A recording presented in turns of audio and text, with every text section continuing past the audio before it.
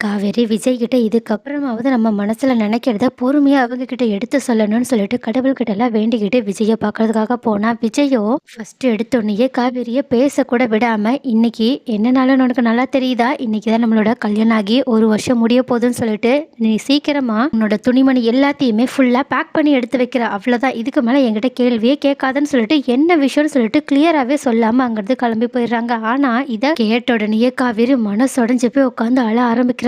ஏன்னா அவங்க விஜய் தன்னை இந்த வீட்டை விட்டு இன்னைக்கே வெளியே போக சொல்லி சொல்ல போறாங்கன்றதுக்காக தான் இந்த மாதிரி துணி எல்லாத்தையுமே பேக் பண்ணி எடுத்து வைக்க சொல்லியிருக்காங்களான்னு சொல்லிட்டு நினைச்சது மட்டும் இல்லாம, அப்பனா விஜய் நம்மள இந்த அளவுக்கு தான் மனசுல நினைச்சு வச்சிருக்காங்களா, நம்ம இந்த வீட்டை விட்டு சரியான நேரத்துல கிளம்பி போயிட்டா அவங்களுக்கு நல்லதுன்னு சொல்லிட்டு தானே நினைச்சிட்டு இருக்காங்க. சார், எந்த பிரச்சனையும் இல்ல, நான் எல்லாத்தையுமே எடுத்து வச்சிருன்னு சொல்லிட்டு உடனடியா அவங்க தன்னோட பெட்டி படுக்க எல்லாத்தையுமே பேக் பண்ணிட்டு இருக்கா. அப்ப கரெக்டா அங்க வந்த ராகினியும் இந்த மாதிரி காவேரி அழுதுகிட்டே துணிமணி எல்லாத்தையுமே எடுத்து வைக்கிறத பார்த்துட்டு, என்ன இவ என்ன பண்ணிட்டு இருக்கா, ஒண்ணுமே புரியலையேன்னு சொல்லிட்டு, சரி இப்போதைக்கு இவளை போய் டிஸ்டர்ப் பண்ண வேண்டாம், நம்ம என்ன விஷயம்னு முழுசா தெரிஞ்சுட்டு வந்துட்டு இவளை நம்ம வம்பு கிழக்கலாம்னு சொல்லிட்டு வெளியே போயிட்டு விஜய் என்ன பண்றாங்கன்னு சொல்லிட்டு பார்க்கும்போது தான் விஜயுமே வெண்ணிலாவோட கேர்டேக்கர் கிட்ட, நீங்க ஒரு 2-3 நாளைக்கு மட்டும் வெண்ணிலாவை நல்லா கவனமா பாத்துக்கோங்க, நான் என்னோட ஒய்ஃபோட சேர்ந்து வெளியே ட்ரிப்புக்கு கிளம்பி போறேன், ஸோ நான் கண்டிப்பா 2-3 நாள் இங்க வரமாட்டேன்னு சொல்லிட்டு அவங்கள கேர் பண்றதை பத்தி பேசிட்டு இருக்க. உடனே இதை கேட்ட உடனே தான் ராகினிக்கு, அப்பனா இவங்க 2 பேரும் வெளியே ட்ரிப்புக்கு கிளம்பி போறாங்களா, ஐயோ அது மட்டும் நடந்துச்சுன்னா இவங்க மறுபடியுமே ஒண்ணு சேர்ந்துருவாங்களே, இப்பதான் நேத்து தான் சண்டை போட்டாங்களேன்னு சொல்லிட்டு நான் ரொம்பவே சந்தோஷத்துல இருந்தேனே, இதை எப்படியாவது கெடுத்து விடணுமே சொல்லிட்டு நினைக்கிறாங்க. ஆனாலும் காவேரி ஏன் அழுதுகிட்டே அவளோட ட்ரெஸ்ஸை பேக் பண்ணா, அப்பனா அவ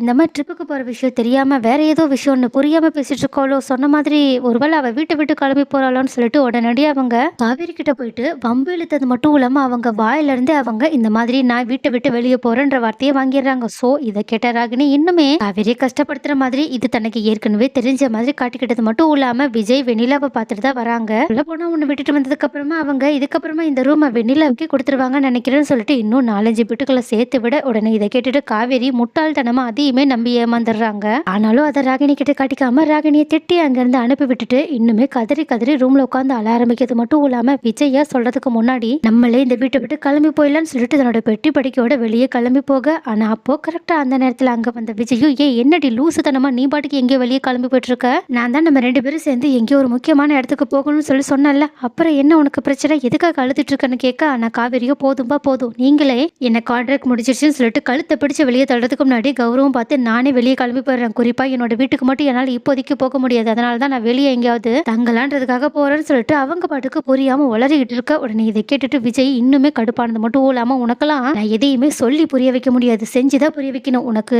நீ மரமண்டன்றது எப்பதான் புரிய போகுதுன்னு தெரியல, என் முகத்தை பார்க்கும்போது கூடவா உனக்கு என்ன உண்மைன்றது புரிய வரலன்னு சொல்லிட்டு தலையை அடிச்சுக்கிட்டு அவங்கள உடனடியா கார்ல ஏத்தி ஏதோ ஒரு இடத்துக்கு கூட்டிட்டு போயிட்டு இருக்காங்க. ஆனா இன்னொரு பக்கம் யமுனா நிவினோட பெட்ரூமை கிளீன் பண்ணலாம்னு சொல்லிட்டு அவங்களோட ரூமை கிளீன் பண்ணிட்டு இருக்கும்போது கரெக்டா அவங்களுக்கு நிவினோட டைரி ஒண்ணு கிடைக்குது. அந்த டைரியை பார்த்துட்டு ரொம்பவே ஆர்வமா நிவின் என்னெல்லாம் டைரியில எழுதி வச்சிருக்காங்க, அவங்களோட சீக்ரெட் ஏதாவது தெரிஞ்சுக்கலாமான்னு சொல்லிட்டு ஓபன் பண்ணி பார்க்கும்போது தான் அவங்களுக்கு ஒரு ஷாக்கிங்கான இன்ஃபர்மேஷன் கிடைக்குது. அதாவது இந்த மாதிரி காவேரிக்கும் விஜயும் இருக்கிற கான்ட்ராக்ட் முடிகிற நாளை எழுதி வச்சுட்டு என்னோட காவேரி என் கூட வந்து சேர போடுற நாளுன்னு சொல்லிட்டு எழுதி வச்சிருக்காங்க. ஸோ இதை பார்த்துட்டு ரொம்பவே ஷாக்லையும் கோவத்திலையும் யமுனா இந்த விஷயத்தை பத்தி நிவின் கிட்ட பேசி சண்டை போட்டுட்டு இருக்காங்க. ஆனா ஆரம்பத்துல நிவின் யமுனாவை அடக்க பார்த்தாலும் ஆனா யமுனா கேட்கிற கேள்விகளால நிவின் ரொம்பவே கடுப்பானது மட்டும் இல்லாம யமுனா இந்த மாதிரி காவேரியுமே ரொம்பவே அசிங்கப்படுத்தி பேசுறத தாங்கிக்க முடியாம நிவின் உண்மையை சொல்லிடுறாங்க. அதாவது விஜய் இந்த மாதிரி கான்ட்ராக்ட் போட்டுதான் காவேரியை கல்யாணம் பண்ணாங்கன்னு சொல்லி கேட்ட உடனே யமுனா ரொம்பவே கடுப்பானது மட்டும் இல்லாம, அப்பனா இதுக்காக தான் நீங்க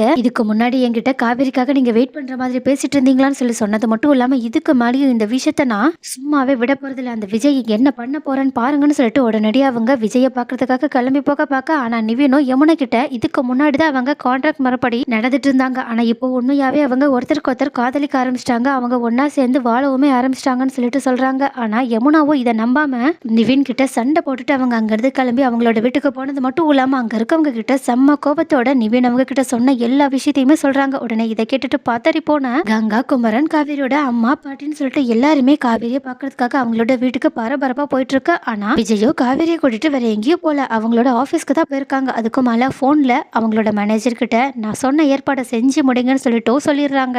இது எல்லாத்தையுமே பார்த்துட்டு இருக்க காவேரி ஒண்ணுமே புரியாம உட்கார்ந்து இருக்கிறது மட்டும் இல்லாம ஆபீஸ்க்கு போனதுக்கு அப்புறம் அவ குழப்பத்தோட இருக்க. ஆனா ஆபீஸ்ல இருக்கவங்க எல்லாருமே காவேரி கிட்ட ரொம்பவே ஹாப்பியா பேசிட்டு இருக்கிறது மட்டும் இல்லாம வாங்க மேடம் சொல்லிட்டு அவங்களோட கேபின்க்குமே கூட்டிட்டு போறாங்க. அப்ப பார்த்தாதான் தெரியுது இந்த மாதிரி காவேரியோட பேர் பக்கத்துல எம்டின்னு போட்டு ஒரு நேம் போர்டுமே இருக்கு. உடனே இதை பார்த்துட்டு ஷாக்கா திரும்பி பார்த்த காவேரி கிட்ட விஜய், "ஏ லூசு, உன்கிட்ட அந்த பத்திரத்துல சைன் வாங்கினது வேற எதுக்காகவும் கிடையாது. நான் உன்னை இந்த கம்பெனியோட எம்டி ஆக்கியிருக்கேன். இந்த ஷேர்ல உனக்குமே பாதி ஷேர் எழுதி வச்சிருக்கேன்னு சொல்றது மட்டும் இல்லாம, நீ இல்லாம என்னால வாழவே முடியாது. நீ தான் என் உயிர் காவேரி. நான் உன்னை மட்டும் தான் காதலிக்கிறேன்னு சொல்லிட்டு அவங்க கிட்ட தன்னோட காதலை சொல்ல, உடனே இந்த மாதிரி விஜய் பண்ணதுனால இன்ப அதிர்ச்சியில உறைஞ்சு போய் காவேரி நின்னுட்டு இருக்காங்க.